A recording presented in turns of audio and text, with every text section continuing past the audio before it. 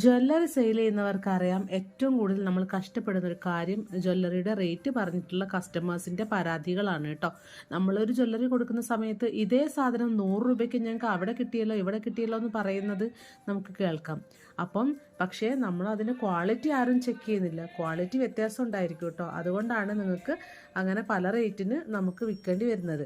ഒരേ സാധനം തന്നെ ആയിരിക്കും കാണാൻ, പക്ഷേ അതിൻ്റെ ക്വാളിറ്റിയും വ്യത്യാസം ഉണ്ടാവും. ഇതിപ്പോൾ ഒരു ആൻറ്റി ടാർണിഷ് ജ്വല്ലറിയാണ്. ഇത് നമുക്ക് ഒരിക്കലും 100 രൂപയ്ക്ക് കൊണ്ടുപോയി വിൽക്കാൻ പറ്റില്ല. കാരണം നമുക്ക് വാങ്ങുന്നവർക്ക് തന്നെ 100 രൂപയ്ക്ക് കിട്ടുന്നില്ലേ, പിന്നെ നമുക്ക് എങ്ങനെയാണ് കസ്റ്റമേഴ്സിന് 100 രൂപയ്ക്ക് കൊടുക്കാൻ വേണ്ടി പറ്റുന്നത്?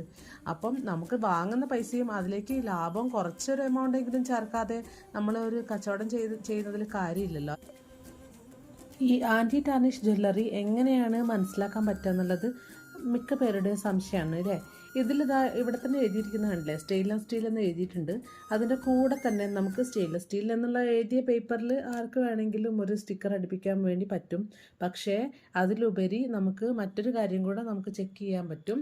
എന്താണെന്ന് വെച്ചാൽ നമുക്ക് ഈ ഒരു ജ്വല്ലറിയുടെ പിറകിൽ വരുന്ന ഈ ഒരു ഭാഗത്ത് നമുക്ക് മനസ്സിലാക്കാൻ പറ്റും. നോക്കുകയാണെങ്കിൽ ഇവിടെ കണ്ടോ, നിങ്ങൾക്ക് ഈ ഒരു ഭാഗം നോക്കുകയാണെങ്കിൽ നിങ്ങൾക്കതിൽ സ്റ്റെയിൻലെസ് സ്റ്റീൽ എന്ന് എഴുതിയിരിക്കുന്നത് കാണാം. സ്റ്റീൽ എന്ന് ഇവിടെ എഴുതിയിട്ടുണ്ടാവും. അപ്പം അത് കണ്ടാൽ നമുക്ക് മനസ്സിലാക്കാൻ പറ്റും ഇത് ആൻറ്റി ടാർണിഷ് ആണോ അല്ലേ എന്നുള്ളത്. ഇവിടെ നിങ്ങൾക്ക് കാണാൻ പറ്റുന്നില്ലേ, സ്റ്റീൽ എന്ന് കാണുന്നുണ്ടാവും. അപ്പം ഇത് കണ്ടാൽ നമുക്ക് മനസ്സിലാക്കാം ഇതൊരു ആൻറ്റി ടാർണിഷ് ജ്വല്ലറി ആണ് എന്നുള്ളത് മനസ്സിലാക്കാൻ പറ്റും.